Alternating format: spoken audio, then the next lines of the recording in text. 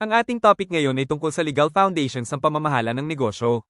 Kapag sinabi nating legal foundation, ibig sabihin ay ang mga batas at legal na batayan na nagbibigay ng gabay kung paano dapat suportahan, pamahalaan, at paunlarin ng isang negosyo. Para sa lesson na ito, gagamitin natin bilang pangunahing batayan ng Republic Act No. 9501. Ang R9,501 ay isang batas na naglalayong palakasin ng development at assistance programs para sa micro, small, and medium enterprises o MSMEs. Mahalaga ito dahil maraming negosyo sa Pilipinas ay maliliit o medium-sized businesses. Halimbawa, sari-sari store, small restaurant, bakery, online selling business, small clothing business, repair shop, small manufacturing business. Kaya mahalagang malaman ng isang future business manager kung paano sinusuportahan ng batas ang ganitong mga negosyo.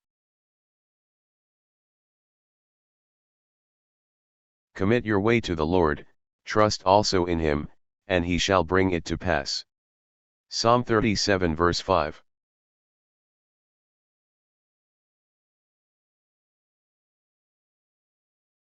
Ang Republic Act No. 9501 ay isang batas na ipinasa upang palakasin ang development at assistance programs para sa micro, small, and medium enterprises. Ang tawag dito ay Magna Carta for Micro, Small and Medium Enterprises. Ang simpleng ibig sabihin nito ay may legal framework ang pamahalaan para suportahan ng mga MSMEs.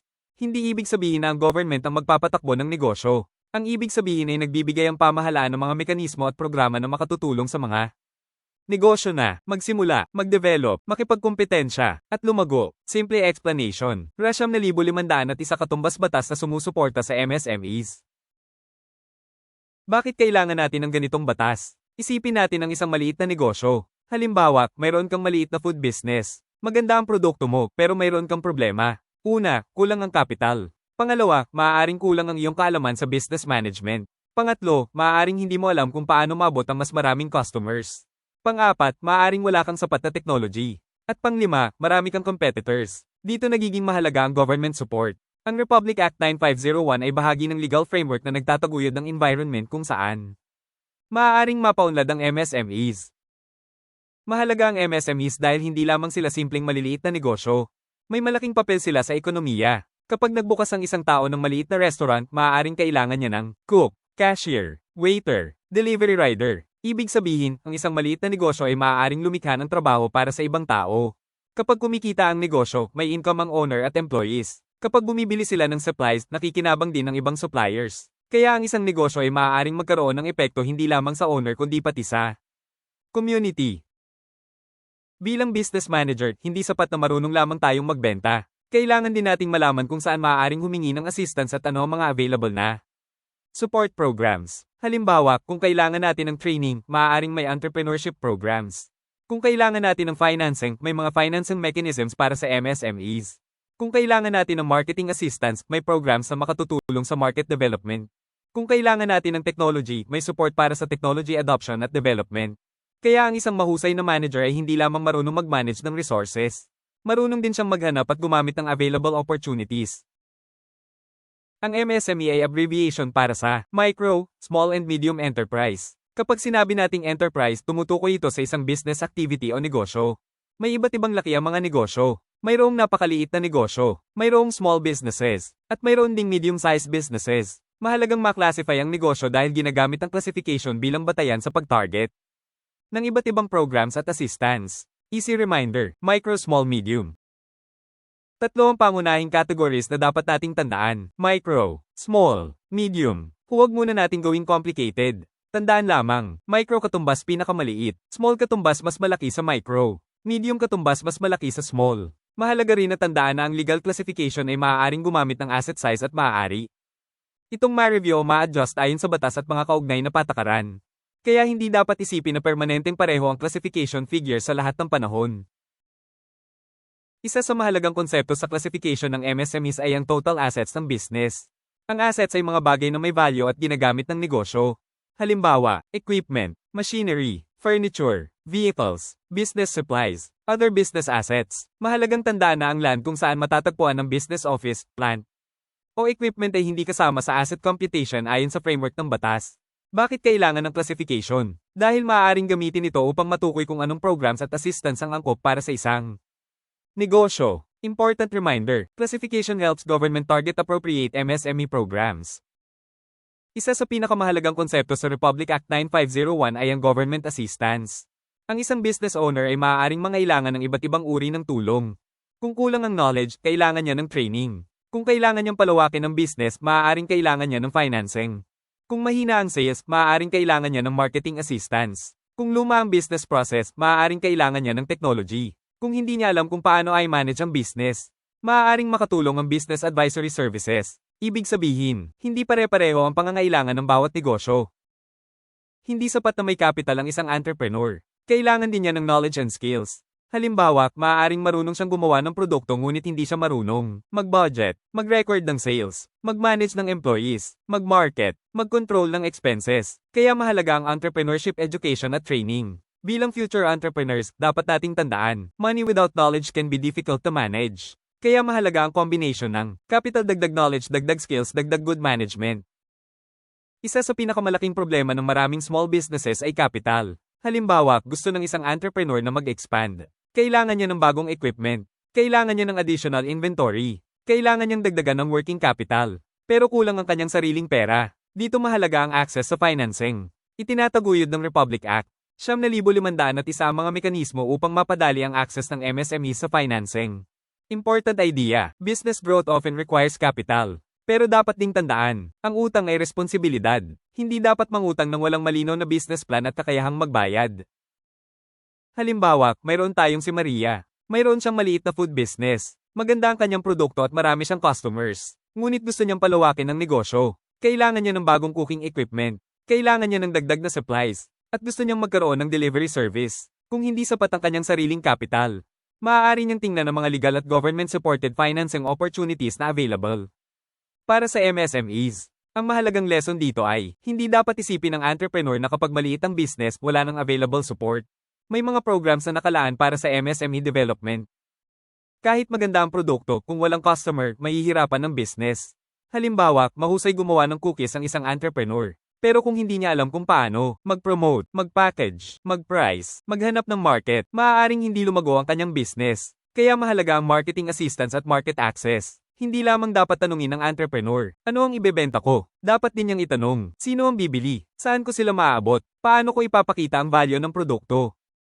Sa modern business environment, malaking tulong ang technology. Halimbawa, ang isang small business ay maaaring gumamit ng social media, online selling, digital payment, spreadsheet, inventory system, accounting software. Hindi ibig sabihin na kailangang gumastos agad ng malaking halaga. Ang mahalaga ay gamitin ang angkop na technology para sa pangangailangan ng business. Halimbawa, kung problema ay inventory, maaaring gumamit ng simple spreadsheet. Kung problema ay customer reach, maaaring gumamit ng social media. Kung problema ay payment, maaaring gumamit ng digital payment systems. Key idea, technology should solve a business problem. Mahalaga rin sa Republic Act 9501 ang Micro, Small and Medium Enterprise Development Council o MSMED Council. Ang council ay bahagi ng government structure para sa coordinated development ng MSMEs. Hindi isang government office lamang ang may kinalaman sa MSMEs.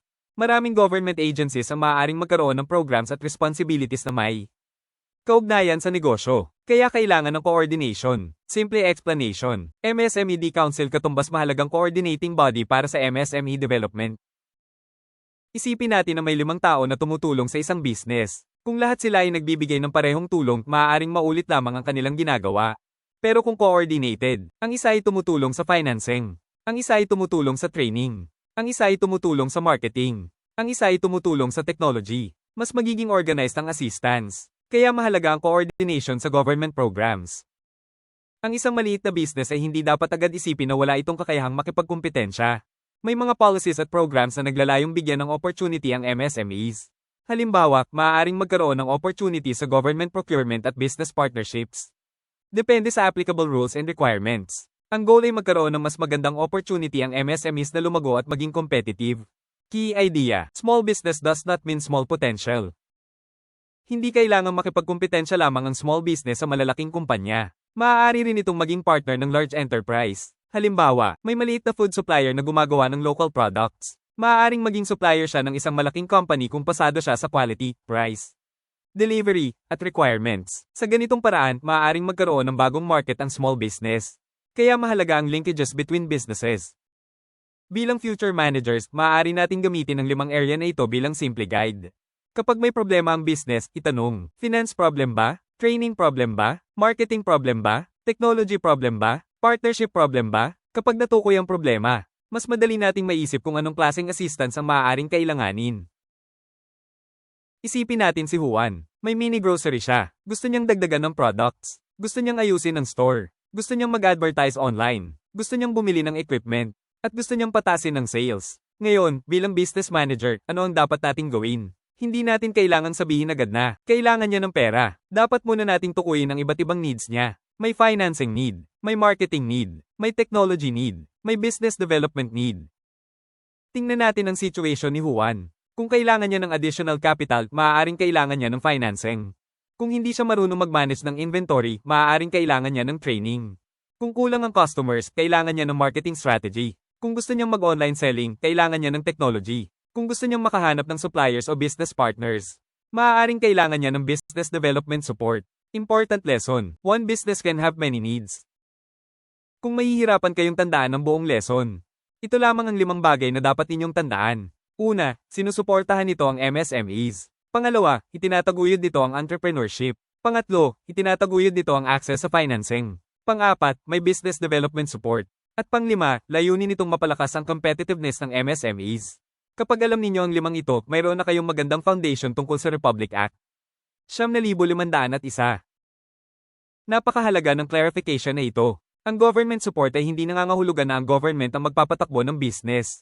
Ang business owner pa rin ang responsable sa business decisions, employees, customers, operations, financial decisions, compliance with applicable laws and regulations. Ang government support ay nagbibigay ng opportunities, programs, policies, financing mechanisms, training, at iba pang assistance. Kaya ang entrepreneur ay kailangang maging responsible and proactive. Balikan natin ang buong lesson. Nagsimula tayo sa entrepreneurship. Kapag nagsimula ang isang business, kailangan itong ma-develop.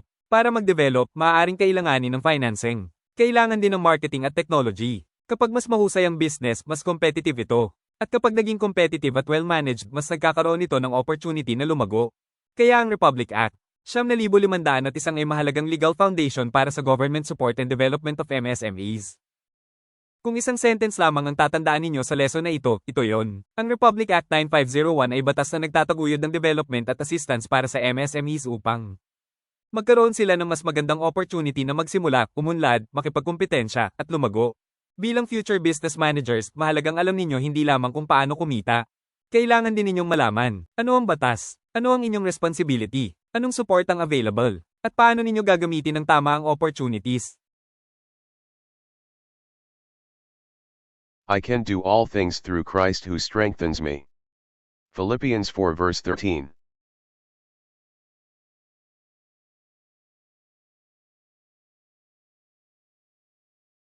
At dito nagtatapos ang ating discussion tungkol sa Legal Foundations in Managing Business Enterprises based on Republic Act No. 9501. Sana ay mas malinaw na ngayon sa inyo kung ano ang RA 9,501, ano ang MSMEs.